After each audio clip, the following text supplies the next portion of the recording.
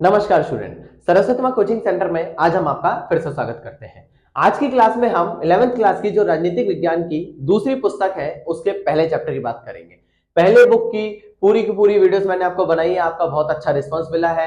हमारे साथ जुड़े रहने के लिए सबसे पहले मैं आपका धन्यवाद करना चाहता हूँ। और आज की क्लास में हम जो सेकंड बुक है हमारी उसके पहले चैप्टर की बात करेंगे और इसके भी मोस्ट इंपोर्टेंट क्वेश्चन करेंगे ताकि आपके आने वाले एग्जाम में आप बहुत ही ज्यादा बेहतर तरीके से अपने क्या कर सको, पेपर को, एग्जाम को दे सको। ठीक है, तो आपके लिए मैं ये वीडियो बनाता जा रहा हूं, आसान नोट्स है। ठीक है, चलिए ज्यादा देर ना करते हुए चैप्टर की क्या करते हैं, शुरुआत करते हैं। और ये तो आपको पता ही है कि हर साल बच्चों का रिजल्ट आता है, इस बार आपकी बारी है। ठीक है, तो पहले क्वेश्चन की तरफ चलते हैं। चैप्टर का नाम है संविधान एक जीवन दस्तावेज। चैप्टर का नाम है राजनीतिक सिद्धांत एक परिचय। तो राजनीतिक सिद्धांत क्या है, पहले इसके बारे में समझा देता हूं। राजनीतिक सिद्धांत यानी राजनीति के लिए नियम। ठीक है, एक परिचय यानी राजनीति के लिए कौन कौन से नियम होते हैं, राजनीति क्या होती है, राजनीति की जरूरत क्यों होती है, राजनीति क्यों पढ़ाई जाती है, या फिर राजनीति को पढ़ने के बाद किस व्यक्ति का कैसे फायदा हो सकता है, उसको क्या नुकसान होते हैं, इन सब के बारे में राजनीतिक सिद्धांत के अंतर्गत पढ़ाया जाता है। ठीक है, तो चलिए पहले क्वेश्चन की तरफ चलते हैं। राजनीति का अर्थ स्पष्ट करो। राजनीति वह प्रक्रिया होती है जिसमें विभिन्न प्रकार की पार्टियां पार्टिसिपेट करती हैं, भाग लेती हैं। जो दल जीत कर आता है वो अपनी जनता के लिए, अपने समुदाय के लोगों के लिए आगे बढ़ाने की उन्हें कोशिश करता है, उनकी सारी छोटी से लेकर बड़ी जरूरतों को पूरा करने की क्या करता है, कोशिश करता है। राजनीति के अंतर्गत हर व्यक्ति अपने देश को अधिक से अधिक मात्रा में बढ़ाने की क्या करते हैं, कोशिश करते हैं। ठीक है, तो इसके कुछ पॉइंट्स हैं, उसके बारे में पढ़ते हैं। राजनीति के कुछ मुख्य पहलू हैं। पहला है शक्ति का वितरण। राजनीति के अंतर्गत साफ तौर पर शक्ति का विभाजन पढ़ाया जाता है कि केंद्र सरकार के पास कितनी शक्ति होगी, राज्य के पास कितनी होगी, स्थानीय सरकार के पास कितनी शक्ति होगी, या किसके पास कितनी कितनी शक्ति होगी। किसमें पढ़ाया जाता है, राजनीति में। नंबर 2, निर्णय लेना। राजनीति के अंतर्गत साफ तौर पे यह पढ़ाया जाता है कि निर्णय कौन लेगा। हमारे देश में जो जनता के लिए लाभकारी जो कह सकते हैं फैसले लेने हैं, तो कौन लेगा, नेता लेगा। जिस नेता को हमने चुना है तो वही नेता हमारे इस कह सकते हैं राजनीति में क्या करेगा, हमारी मदद करेगा। नंबर 3, हितों का संघर्ष, यानी जितने भी व्यक्ति होते हैं उन सभी के हितों का संघर्ष होता है, यानी कि हर व्यक्ति अपने लाभ के लिए क्या करता है, लड़ाई करता है। तो राजनीति के अंतर्गत हर व्यक्ति अपने लाभ के लिए क्या कर रहा है, लड़ाई कर रहा है और सभी को बेहतर तरीके से चीजों को करने की क्या कर रहा है, कोशिश कर रहा है। सहयोग और समझौता, इसी राजनीति के अंतर्गत कई बार सहयोग भी करना पड़ता है एक दूसरे का और समझौते भी करने पड़ते हैं। तो ये भी चीज इसके अंदर क्या की गई है, बताई गई है। इस प्रकार राजनीति एक जटिल प्रक्रिया है जिसके अंतर्गत साफ तौर पर राजनीति के लिए बहुत सारी ये चीजें क्या होती है, जरूरी होती है। ठीक है, राजनीतिक सिद्धांत का क्या अर्थ है, ठीक है, इसके बारे में बात करें। राजनीतिक सिद्धांत एक व्यवस्थित दृष्टिकोण है जिसके अंतर्गत हम कई सारी चीजों को पढ़ने की कोशिश करेंगे, एक एक करके इसके पॉइंट समझते हैं। नंबर 1, राज्य की प्रकृति और उद्देश्य क्या है। राजनीति के अंतर्गत, राजनीतिक सिद्धांत के अंतर्गत हमें पढ़ाया जाता है कि राज्य की प्रकृति मतलब राज्य क्या है और वो राज्य क्यों बनाया गया या निर्मित क्यों किया गया, उसको कैसे आगे बढ़ाना है।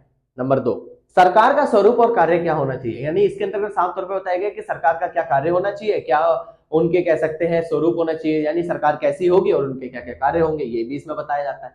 नंबर 3, नागरिकों के अधिकार और कर्तव्य क्या है। राजनीतिक सिद्धांत के अंतर्गत नागरिकों के अधिकार और नागरिकों के कर्तव्य के बारे में भी बताया जाता है।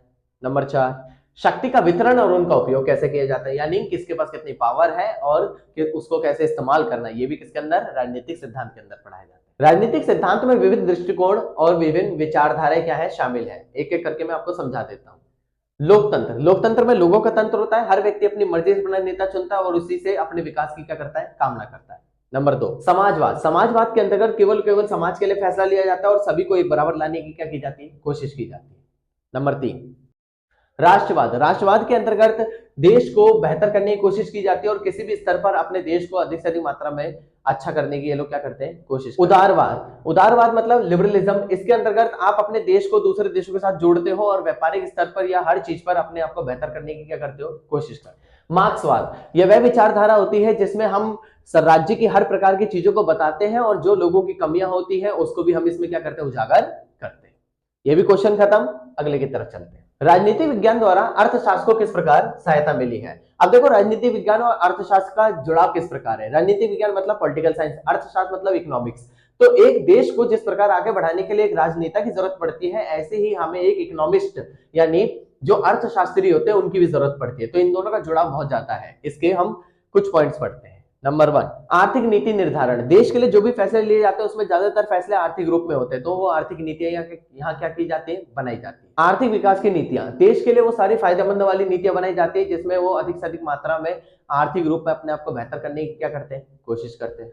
सामाजिक न्याय और समानता, यानी इसके अंतर्गत सामाजिक न्याय को बेहतर करने की कोशिश की जाती है, समानता को बढ़ावा देने की कोशिश की जाती है। राजनीतिक अर्थव्यवस्था का विश्लेषण, इसके अंतर्गत साफ तौर पर राजनीतिक अर्थव्यवस्था मतलब हमारी पॉलिटिकल जो कह सकते हैं इकोनॉमी है उसको किस प्रकार हम इंक्रीज करेंगे, उसको किस प्रकार बेहतर करेंगे, इन सब के बारे में भी इसमें बताया जाता है।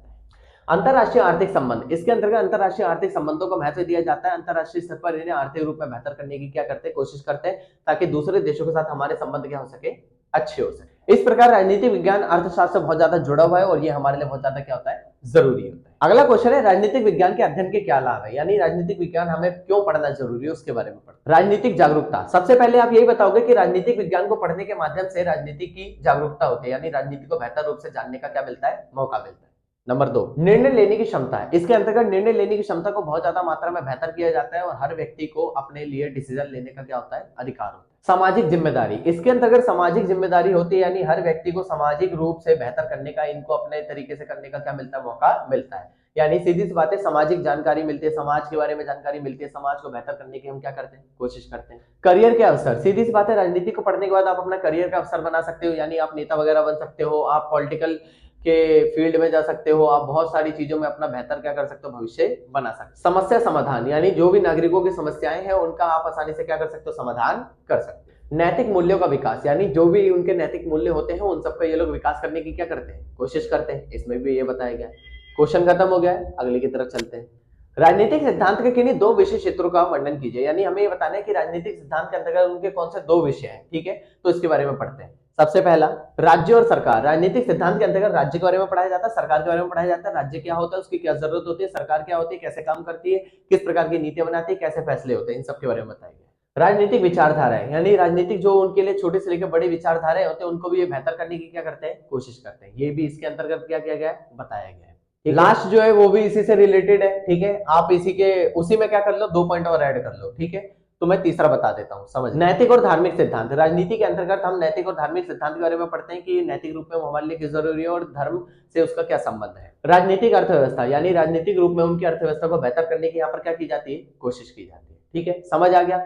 ये भी मैंने आपको चैप्टर करवा दिया है, बहुत ही ज्यादा शॉर्ट में करवाया। अगर आपको वीडियो अच्छी लगी हो तो क्या करना है, लाइक करना है, चैनल को सब्सक्राइब करना है और अपने दोस्तों को क्या करनी है, शेयर करनी है वीडियो, ठीक है।